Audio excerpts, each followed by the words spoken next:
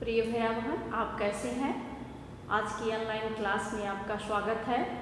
जो पिछले वीडियो से ही हम लोग पढ़ रहे हैं समानाधिकरण समुच्चय बोधन, जो अव्यय के 4 भेद हैं, तो उसमें अव्यय के 4 भेदों में आप तीसरा समुच्चय बोधक पढ़ रहे हैं।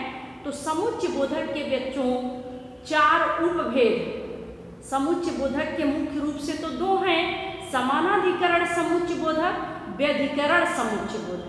तो हम लोग समानाधिकरण समुच्चय बोधक के अंतर्गत पढ़ रहे हैं। अभी मैं आपको पढ़ाऊंगी कि समानाधिकरण समुच्चय बोधक के जो 2 बचे हुए थे, इसमें विरोध दर्शक और परिमाण दर्शक, 1-2 को तो आपने कल पढ़ लिया था।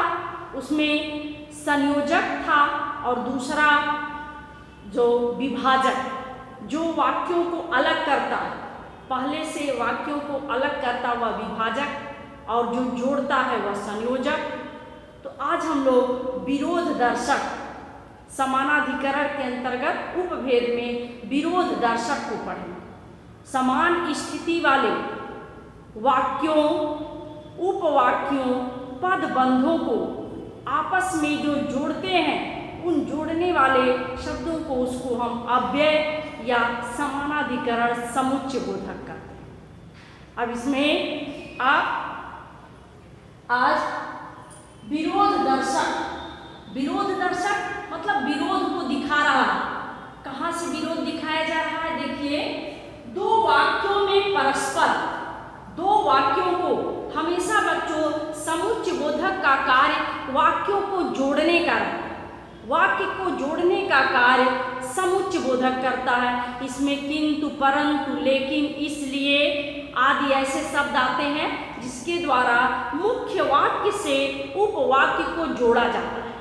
अब इसके मुख्य अलग अलग जो भेद आपके पाठ्यक्रम में दिया गया है, उसके अनुसार मैं पढ़ा रही हूँ आपको। 2 वाक्यों में परस्पर विरोध करने वाले या उन्हें जोड़ने, 2 वाक्यों में परस्पर विरोध करके उन्हें जोड़ने वाले, विरोध करके, जैसे विरोध हो रहा है, नकारात्मक शब्द आ रहा है, लेकिन उनको जोड़ने वाले अथवा प्रथम वाक्यों में कही गई बात का विरोध दूसरे वाक्य में दिखाने वाले अव्यय को हम समुच्चय बोधक, समानाधिकरण समुच्चय बोधक कहते हैं। इसको हम विरोध दर्शक कहें। समानाधिकरण कहेंगे बच्चों तो लंबा हो जाएगा और आप बार बार कंफ्यूजन में रहेंगे। तो इसको जब हम समानाधिकरण के अंतर्गत पढ़ रहे हैं तो इसको हम विरोध दर्शक कहें। फिर से सुन लीजिए ध्यान से। 2 वाक्यों में परस्पर विरोध प्रकट करके उन्हें जोड़ने वाले अथवा प्रथम वाक्यों में कही गई बात का विरोध दूसरे वाक्य में प्रकट करने वाले अव्यय को हम विरोध दर्शक समुच्चय बोधक। अब यहाँ पहले वाक्य में परस्पर मतलब जब एक वाक्य दूसरे से बच्चों जुड़ेगा तभी हमारा समुच्चय बोधक रहेगा। जब तक वाक्य जुड़ता नहीं है, चाहे वह उसमें विरोध का प्रदर्शन किया जाए और चाहे उसमें संयोजकता दिखाई जाए, जोड़ा जाए, लेकिन इससे मतलब नहीं वाक्य को जोड़ा जाता है। तो विरोध पहले वाक्यों से, अब यहाँ मैं उदाहरण आपको दी हूँ, मेरा मित्र इस गाड़ी में आने वाला था। ये क्या हो गया? यहाँ से लेकर के यहाँ तक, था तक क्या हो गया? ये प्रथम वाक्य हो गया। यह बच्चों हो गया प्रथम वाक्य, पहला वाक्य हो गया। परंतु वह नहीं आया, ये कौन सा वाक्य हो गया? दूसरा। अब मेरा मित्र इस गाड़ी में आने वाला था, यह मुख्य वाक्य हो गया। अब इस पर आश्रित क्या है? परंतु वह नहीं आया। नहीं तो क्या हो गया? विरोध हो गया, नहीं आया, या इससे क्या हो गया? विरोध का प्रदर्शन हो गया। विरोध, आने वाला था लेकिन नहीं आया। और जोड़ने का काम क्या किया है इसमें? परंतु।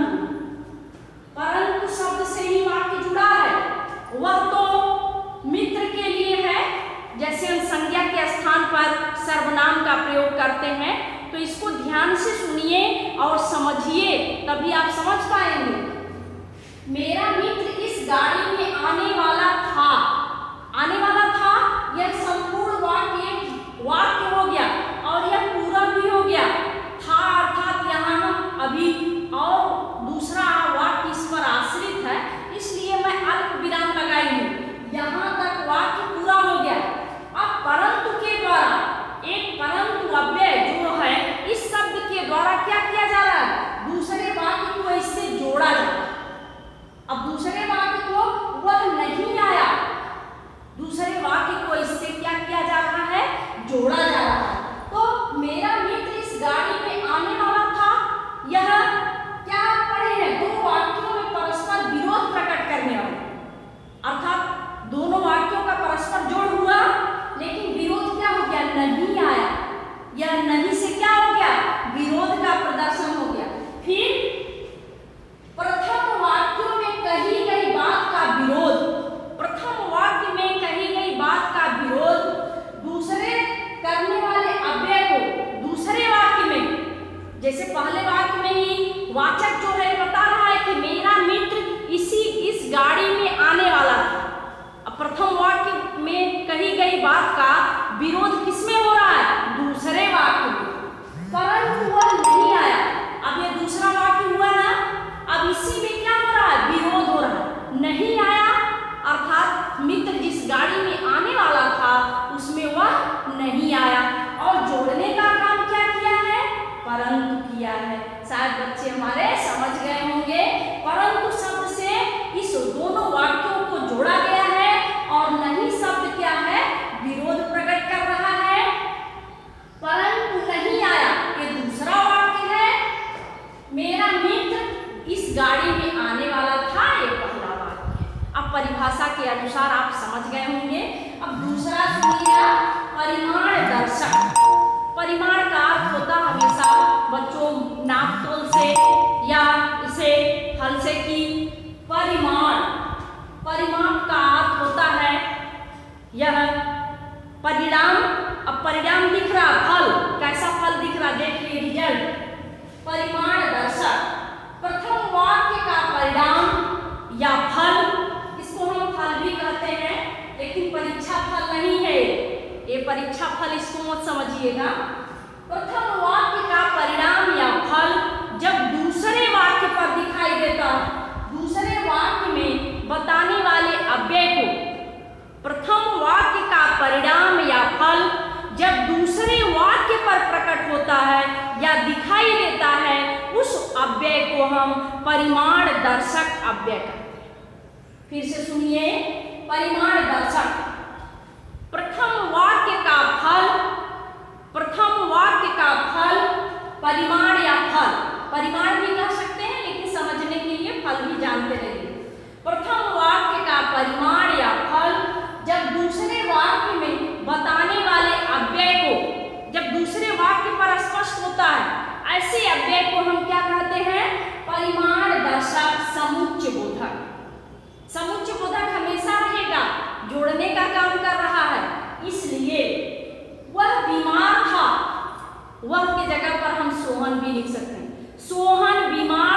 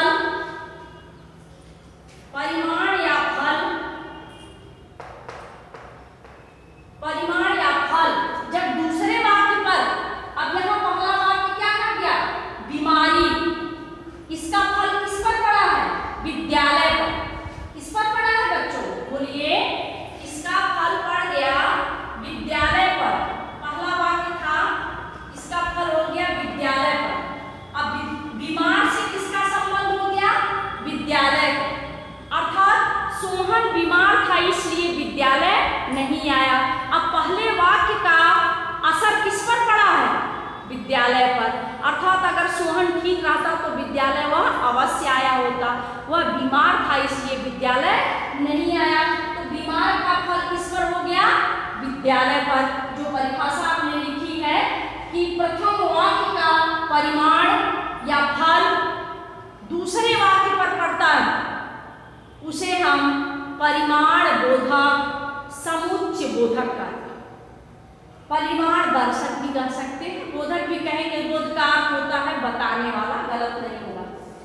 वह बीमार था या सोहन बीमार था इसलिए विद्यालय नहीं आया। अब इसका बीमार का किस पर असर हो गया? विद्यालय पर। अब दूसरा ऐसे देखिए, वर्षा हो रही थी अतः राधा नहीं आई। वर्षा का असर किस पर पड़ा? वर्षा, राधा नहीं आई। राधा के नहीं आने पर अतः से जोड़ा गया है। वाक्य को किससे जोड़ा गया है? अतः से। और वर्षा हो रही थी, यहां तक वाक्य पूरा हो गया। अतः राधा नहीं आई। अब असर किस पर पड़ा? पहले वाक्य का, वर्षा का असर हो गया राधा के नहीं आने पर, अर्थात इस पर फल पड़ा। इसी तरह से एक इस वाक्य का, पहले वाक्य का, प्रथम वाक्य का परिमाण या फल जब दूसरे वाक्य पर पड़ता है उसको हम परिमाण दर्शक, समुच्चय बोधक करते हैं। और वर्षा होने के कारण राधा, अतः राधा नहीं आई। इसी तरह से इसमें जो है बच्चों, हम विरोध दर्शक में किंतु परंतु लिखी हुई शब्द, किंतु परंतु लेकिन शब्दों के से हम वाक्य बनाते हैं। और परिमाण दर्शक में इसलिए और अतः शब्द से, उसमें जो विरोध दर्शक में हम किंतु परंतु लेकिन तीन शब्दों से वाक्य को बनाया जाता है या विरोध को दर्शाया जाता है। और इसमें परिमाण दर्शक में दो शब्दों से, इसलिए और अतः। तो इसे आप अपनी कॉपी में नोट कर लेंगे। आपका समानाधिकरण समुच्चय बोधक के जो चार भेद थे, सबसे पहले आपने संयोजक को लिखा, दूसरा है विभाजक, तीसरा आपका है या विरोध दर्शक, चौथा है परिमाण दर्शक। तो चारों आपका कंप्लीट हो गया। कॉपी में लिख के और अन्य ऐसे उदाहरण को लिख करके भी आप अभ्यास करें। पढ़ने का काम, वीडियो आप लोग कम देख रहे हैं, पढ़ाई भी कम हो रही है। नियम से, क्रम से पढ़िए और यह जो क्रम से लिखाया जा रहा है इसे लिखिए भी और याद भी करिए। धन्यवाद। आज के लिए बस इतना ही। आपका दिन मंगलमय हो।